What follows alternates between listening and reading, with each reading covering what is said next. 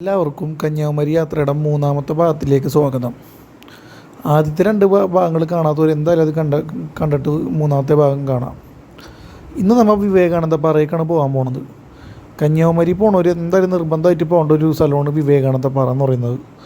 അവിടെ ബോട്ടിങ്ങിനാണ് പോകേണ്ടത്. ഇന്ന് അവിടേക്കുള്ള യാത്രയാണ് ഇന്നത്തെ വീഡിയോ എന്ന് പറയുന്നത്. അങ്ങനെ ഞാൻ അവിടേക്കുള്ള യാത്രയ്ക്ക് തിരിച്ച് അവിടുത്തെ ടൈമിംഗ് എന്ന് പറഞ്ഞു കഴിഞ്ഞാൽ വിവേകാനന്ദയ്ക്ക് പോണ ബോട്ടിൻ്റെ ടൈമിംഗ് എന്ന് പറഞ്ഞു കഴിഞ്ഞാൽ വെളുപ്പിന് 7:30 മുതൽ വൈകിട്ട് 4 മണി വരെയാണ് അവിടുത്തെ ടൈമിങ്. അപ്പോൾ വൈകിട്ട് 4 മണി കഴിഞ്ഞ് കഴിഞ്ഞാൽ അവിടേക്ക് പ്രവേശനമില്ല. അതെല്ലാവരും ശ്രദ്ധിച്ചിരിക്കുക. കാരണം ഈ അകലയിൽ നിന്നൊക്കെ വരുന്നവർ എന്തായാലും കൂടുതലും അങ്ങനെയാണ് പോവാറ്. 4 മണി കഴിഞ്ഞിട്ടൊക്കെ എന്തായാലും പോകുമ്പോൾ അത് നടക്കാറില്ല. പിന്നെ നമുക്ക് തെക്കോട്ട് ട്രെയിൻ എന്ന് പറയുമ്പോൾ ഒരു 6 മണി വരെയാണ് ലാസ്റ്റ് ഉള്ളത്. അതുകൊണ്ട് തന്നെ എത്രയും പെട്ടെന്ന് കാലത്ത് തന്നെ വന്നു കഴിഞ്ഞാൽ ഈ വിവേകാനന്ദ പാറയ്ക്ക് പോകാനുള്ള ബോട്ടിങ്ങിന് കയറാം. അതായിരിക്കും എൻ്റെ അഭിപ്രായത്തിൽ നല്ലത്. കാരണം അധികം നേരം വൈകി കഴിഞ്ഞാൽ ഇത് പോകാൻ പറ്റില്ല. പിന്നെ ഇവിടേക്ക് ഉള്ള എൻട്രി ഫീസിൻ്റെ ക്യൂ ആണ് ഈ കാണുന്നത്. ഇത് ഞായറാഴ്ച ആയതുകൊണ്ട് തന്നെ ഇതിനേക്കാളും നല്ല ക്യൂ ഉണ്ടായി. പക്ഷേ ഒരു ഉച്ച സമയത്താണ് ഞാൻ കയറിയത്. അതുകൊണ്ട് തന്നെ ക്യൂ ഇത്തിരി കുറഞ്ഞിട്ടുണ്ടായി. പക്ഷേ ഏത് സമയവും ഇവിടെ നല്ല ക്യൂ ഉണ്ടാവാറുണ്ട്. ഇതും അതെ, കണ്ട അത്യാവശ്യം നല്ല സ്കൂൾ പിള്ളേർ കയറി കഴിഞ്ഞാൽ നല്ല ക്യൂ ആയിരിക്കുള്ളൂ. പിന്നെ ഞാൻ പോയ ടൈം എന്ന് പറഞ്ഞാൽ സ്വാമിമാരുള്ള ടൈമായിരുന്നു.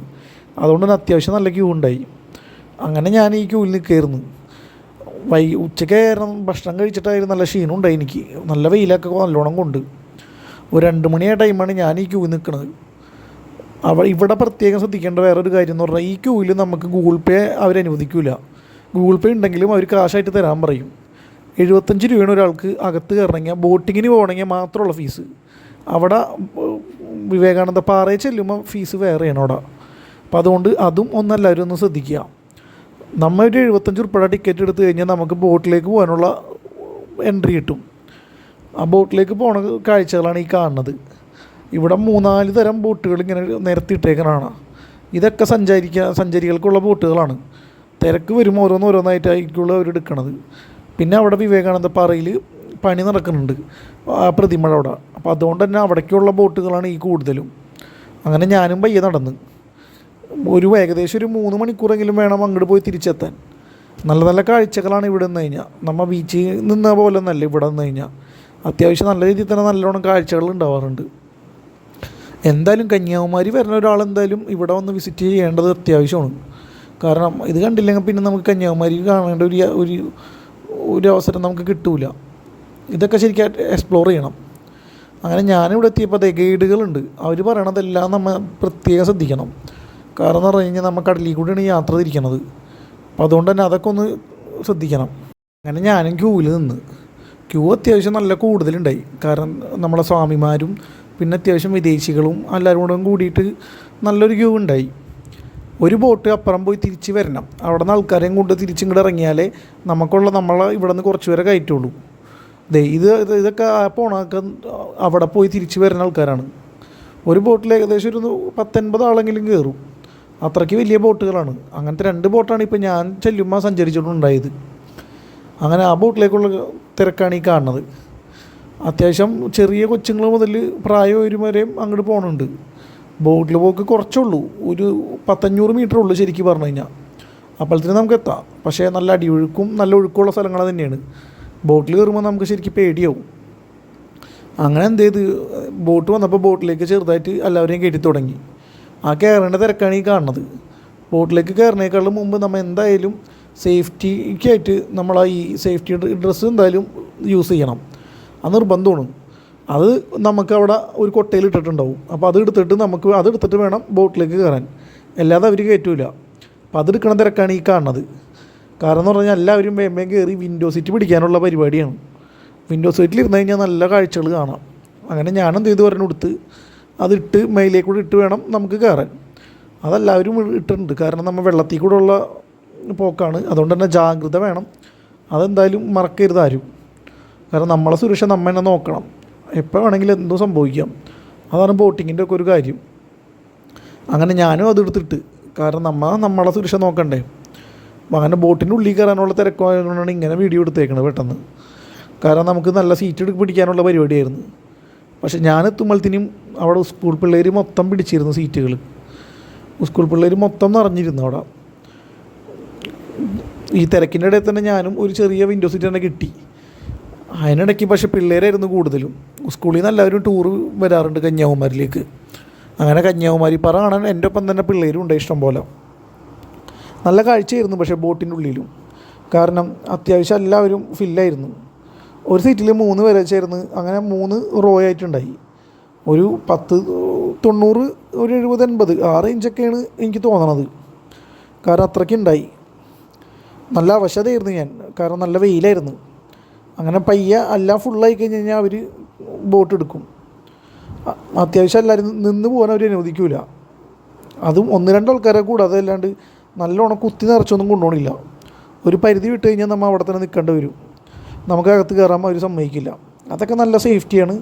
പിന്നെ ബോട്ടും അതെ, നല്ല സേഫ്റ്റി ആയിട്ടുള്ള ബോട്ടുകളാണ് നമ്മളെ കൊണ്ടുപോകാനായിട്ട് അവർ എടുത്തേക്കണത്. നമുക്ക് എല്ലാവിധ സംരക്ഷണവും അവർ ഉറപ്പ് നൽകുന്നുണ്ട്. ഇത് എൻ്റെ അടുത്തിരുന്ന കൊച്ചുങ്ങളാണ്. ഇവരൊക്കെ സ്കൂളിൽ നിന്ന് ടൂർ വന്നേക്കാണ്. ഞാൻ ചോദിച്ചിരുന്നു, 2 ദിവസത്തെ ട്രിപ്പായിരുന്നു ഇവർ വന്നിരുന്നത്. അതേ എല്ലാവരും കൂടി ഒരു സെൽഫി എടുക്കുകയായിരുന്നു. അങ്ങനെ ഈ കന്യാകുമാരി പാറയ്ക്ക് അത്ര അകലെയൊന്നുമില്ല, കുറച്ചുള്ളൂ. പിന്നെ എനിക്ക് തോന്നിയ ഒരു ഇതെന്ന് പറഞ്ഞു കഴിഞ്ഞാൽ ഇവിടെ എന്ന് പറഞ്ഞാൽ കടലിൻ്റെ ഭയങ്കര വ്യത്യാസം ഉണ്ടായി. നമ്മളെ നാട്ടിലുള്ള കടൽ പോലെയല്ല ഇവിടുത്തെ കളറും ബാക്കി കാര്യങ്ങളും. നാട്ടിലെ കളർ എന്ന് പറഞ്ഞു കഴിഞ്ഞാൽ ഒരു ലൈറ്റ് നീലയായിരിക്കുമല്ലോ, പക്ഷേ ഇത് ഭയങ്കര ബ്ലൂയിഷ് ആയിട്ടുള്ള നീലയായിരുന്നു ഈ കടലിൻ്റെ പ്രത്യേകത. പിന്നെ ഇവിടെ ഇഷ്ടം പോലെ നമ്മളെ ഈ മത്സ്യങ്ങളും കാര്യങ്ങളും എല്ലാം ഉണ്ടാകും. പിന്നെ കക്കടതുണ്ട്, അങ്ങനെ ഒരുപാട് സാധനങ്ങളാണ് ഇവിടെ ഉള്ളത്. ഇവിടെ കടലിലൊരു അത്ഭുതം തന്നെയാണ് ഇവിടെ ശരിക്കും പറഞ്ഞു കഴിഞ്ഞാൽ. പിന്നെ ഈ വിവേകാനന്ദ പാറ അതെ ഒരു അത്ഭുതമായിട്ടുണ്ടെങ്കിൽ നമുക്ക് തോന്നും. കാരണം എന്ന് പറഞ്ഞാൽ കടലിൻ്റെ നടുക്ക് ഇത്രയും വലിയൊരു പാറ എന്ന് പറഞ്ഞാൽ നമുക്കൊരു അത്ഭുതം തന്നെയാണ്. പിന്നെ ഇതാ കാണുന്ന ബോട്ട് കണ്ടില്ലേ, അതും ഇതേപോലെ തന്നെ പാസഞ്ചറെ കൊണ്ടുവന്ന് തിരിച്ചു വരുന്ന ബോട്ടാണ് ഈ കാണുന്നത്. ഇത്ര ആൾക്കാർ ഇവിടെ മൊത്തം ചുറ്റും നിൽക്കുന്നുണ്ടായി.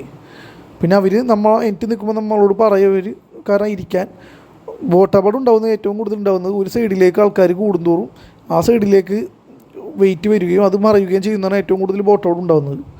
അതുകൊണ്ട് എല്ലാവരും 2 സൈഡിലായിട്ട് ഇരിക്കാൻ നോക്കാം. ഒറ്റ സൈഡിലെ കാഴ്ചകൾ കാണാൻ വേണ്ടി മാത്രം ഇങ്ങോട്ട് വരരുത്. അത് വന്നു കഴിഞ്ഞാൽ അപകടം വരുത്തി വിൽക്കും. അങ്ങനെ ഞാനും അത്യാവശ്യം അവിടെ ഇരുന്നുകൊണ്ട് തന്നെ അത്യാവശ്യം കുറച്ച് കാഴ്ചകളൊക്കെ കണ്ട്. കന്യാകുമാരി സിറ്റിയാണ് കാണുന്നത് മൊത്തം. നമുക്ക് കടപ്പുറത്ത് നിന്ന് കഴിഞ്ഞാൽ മൊത്തം കാണാം. അതാണ് ഇതിൻ്റെ പ്രത്യേകത എന്ന് പറയുന്നത്. ഇവിടെ മൊത്തം ഫുള്ള് ആൾക്കാരായിരുന്നു കൂടുതലും ഉണ്ടായിരുന്നത്. അങ്ങനെ നമ്മൾ വിവേകാനന്ദ പാറ എത്തി. അവിടെ ഇറങ്ങണ സീനാണ് ഈ കാണുന്നത്. ഇറങ്ങാനും അതേ നല്ലോണം ക്രൗഡുണ്ട്. നമ്മളെ കൈ പിടിച്ചിട്ടൊക്കെയാണ് അവർ ഇറക്കണത്. കാരണം കടലിൽ നിന്ന് കുറച്ച് നീങ്ങിയിട്ടാണ് ഈ ബോട്ട് നിൽക്കണത്. തൊട്ടടുത്തേക്ക് അടുക്കൂല. വയസ്സായവർക്കൊക്കെ ഇത്തിരി പ്രശ്നമാണ്. അതുകൊണ്ട് തന്നെ അങ്ങനെ നമ്മൾ ലൈഫ് ജാക്കറ്റ് ഊരിയിട്ട് വേണം അവിടെ അതേപോലെ തന്നെ ഒരു കൊട്ടയിൽ നിക്ഷേപിക്കണം, അടുത്ത ടീമിന് വേണ്ടിയിട്ട് ആക്കാൻ. അങ്ങനെ ഞാൻ കന്യാകുമാരി എത്തി. ഇതാണ് മറ്റേ വിവേകാനന്ദൻ്റെ പ്രതിമ. അത് ഇപ്പോൾ പണി നടന്നുകൊണ്ടിരിക്കുക. അവിടെ കൺസ്ട്രക്ഷൻ ഫുള്ള് നടന്നുകൊണ്ടിരിക്കുക. അങ്ങനെ അവിടെ എത്തിക്കഴിഞ്ഞ് കഴിഞ്ഞാൽ തന്നെ നമ്മൾ അത്യാവശ്യം സാധനങ്ങളൊക്കെ വായിക്കാനൊക്കെ ഉണ്ടാവും. ഇതാണ് വിവേകാനന്ദ പാറയുടെ തുടക്കം എന്ന് പറയുന്നത്. ഇവിടെയൊക്കെ ഫുള്ള് നല്ല നീറ്റ് ആൻഡ് ക്ലീനാക്കി വെച്ചേക്കാണ്. നല്ല മനോഹരമായിട്ട് അവർ ചെയ്ത് വെച്ചിട്ടുണ്ട്. പിന്നെ ഇവിടെ വരുമ്പോഴും ഇവിടെ നിന്ന് നമുക്കൊരു ടിക്കറ്റ് എടുക്കണം. ഇവിടെ തൊട്ടതിനും പിടിച്ചതിനും കാശ് ഇത്തിരി കൂടുതലാണെന്ന് എനിക്ക് തോന്നുന്നു. കാരണം ഒരു ടിക്കറ്റ് 75 രൂപ അവിടെ എടുത്തു കഴിഞ്ഞാൽ ഇവിടെ ഒരു 30 രൂപ ടിക്കറ്റ് നമ്മൾ എടുക്കണം. എന്നാലും നമുക്ക് ഉള്ളിൽ കയറാൻ പറ്റുള്ളൂ. ബോട്ടിൻ്റെ ടിക്കറ്റ് മാത്രമാണെന്നാണ് ചോദിച്ചപ്പോൾ അവർ പറഞ്ഞത്. നമ്മൾ നേരത്തെ 75 രൂപയ്ക്ക് എടുത്തത്. ഇത് നമുക്ക് വിവേകാനന്ദ പാറയുടെ ഉള്ളിലേക്ക് കയറാനുള്ള ടിക്കറ്റ്. ഇത് അവിടെ നോക്കാൻ ആളുണ്ട്, എന്നാലേ നമ്മളങ്ങോട്ട് കയറ്റിയിടുള്ളൂ. അങ്ങനെ ഞാനൊരു ടിക്കറ്റ് എടുത്തു. അങ്ങനെ ടിക്കറ്റ് എടുത്ത് അവിടെ ചെന്നപ്പോഴാണ് നമുക്ക് അതിൻ്റെ ഉള്ളിലേക്കുള്ള പ്രവേശനത്തിനാണ് ഈ കാണുന്നത്. അവിടെ ഇരിക്കുന്ന ഒരു ആളുണ്ട്. ആളെടുത്തേക്ക് നമ്മൾ ടിക്കറ്റൊക്കെ കൊടുത്ത് നമുക്ക് ഉള്ളിലേക്ക് സാവധാനം കയറാം. ഈ വിവേകാനന്ദ പാറ അധികം കാണാനുണ്ട്. അത്യാവശ്യം നല്ല ലോങ്ങുള്ള ഇത് തന്നെയാണ്. ഇത് കണ്ട മൊത്തം അത്യാവശ്യം നല്ല നീറ്റ് ആൻഡ് ക്ലീനാക്കി നല്ല വൃത്തിയിൽ നല്ല ഭംഗിയിൽ വെച്ചേക്കുന്നതാണ് ഈ വിവേകാനന്ദ പാറ എന്ന് പറയുന്നത്. ആ കാണാനാണ് വിവേകാനന്ദൻ്റെ ടെമ്പിൾ. അവിടെയാണ് അദ്ദേഹത്തിൻ്റെ ശില സ്ഥാപിച്ചിരിക്കുന്നത്. അതിപുരാണമായ ഒരു ശിലയാണ് ഇത്. അതുകൊണ്ട് തന്നെ അതിൻ്റെ ചുറ്റും നല്ല മനോഹരമായിട്ട് നല്ല വൃത്തിയിൽ ഒരു പ്ലാസ്റ്റിക്കോ ഒരു കടലാസോ ഒന്നും ഇടാണ്ട് നല്ല നീറ്റ് ആൻഡ് ക്ലീനാക്കി അവർ വെച്ചിട്ടുണ്ട്. നമ്മൾ അങ്ങോട്ട് ചെല്ലുമ്പോൾ എന്തായാലും അത് പ്രത്യേകം ശ്രദ്ധിക്കണം. കാരണം എന്ന് പറഞ്ഞു കഴിഞ്ഞാൽ അവർ ഇൻസ്ട്രക്ഷൻ നമ്മൾ എന്തായാലും നിർബന്ധമായിട്ടും ഇതാക്കണം. അതൊരു കടലിൻ്റെ നടുക്കുള്ള ഒരു പ്രദേശമാണ്. അതുകൊണ്ട് തന്നെ ഇവിടെ വൃത്തികേടാക്കരുത്. പരമാവധി എല്ലാവരും പ്ലാസ്റ്റിക് കുപ്പിയോ പ്ലാസ്റ്റിക് സാധനങ്ങളോ ഒന്നും ഇവിടെ കൊണ്ടിടരുത്. അലക്ഷ്യമായി എന്തും വലിച്ചെറിയരുത്. അതൊക്കെയാണ് പറയാനുള്ളത്. പിന്നെ ഈ കാണുന്ന ടെമ്പിൾ എന്ന് പറഞ്ഞു കഴിഞ്ഞാൽ നമ്മളെ സരസ്വതി ദേവിയുടെ പാദം പതിഞ്ഞൊരു ടെമ്പിളാണെന്നാണ് അവരുടെ വിശ്വാസം. അതിൻ്റെ ഉള്ളിലേക്ക് നമുക്ക് ഫോണൊന്നും അലൗഡല്ല. നമ്മൾ പറയണ കാര്യങ്ങൾ ചെയ്തുകൊണ്ട് അങ്ങോട്ട് ഫോണൊന്നും കിടത്തിയില്ലേ. പുറമേ ഉള്ള വിഷ്വൽ മാത്രമേ ഞാൻ എടുത്തുള്ളൂ, ബാക്കിയുള്ളതൊന്നും അങ്ങനെ എടുത്തില്ല. കാരണം എന്ന് പറഞ്ഞു കഴിഞ്ഞാൽ അവിടെ അത്യാവശ്യം നല്ല ഭക്തിപൂർവ്വം ആരാധിക്കുന്ന സ്ഥലങ്ങളാണ്. അപ്പോൾ അതിൻ്റെ വിഷ്വലൊന്നും നമുക്ക് എടുക്കാൻ പാടില്ല. അങ്ങനെ ഇതിൻ്റെ ഉള്ളിലേക്ക് കയറാനുള്ള പരിപാടിയായിരുന്നു ആദ്യം എൻ്റെ. കാരണം സരസ്വതി ദേവിയുടെ പാദം പറഞ്ഞെന്ന് പറഞ്ഞേ. അപ്പോൾ അടുത്ത വീഡിയോയിൽ കാണാം നമുക്ക് ബാക്കി കാര്യങ്ങളൊക്കെ. ഇതിൻ്റെ ഉള്ളിൽ കയറിയിട്ട് എന്താണ് ഉള്ളതും പിന്നെ ബാക്കി വിവേകാനന്ദൻ്റെ പ്രതിമ സ്ഥാപിച്ചിരിക്കുന്നതും ബാക്കിയുള്ള കാര്യങ്ങളൊക്കെ അടുത്ത വീഡിയോയിൽ ഞാൻ വിശദമായി പറയും. ബാക്കിയുള്ള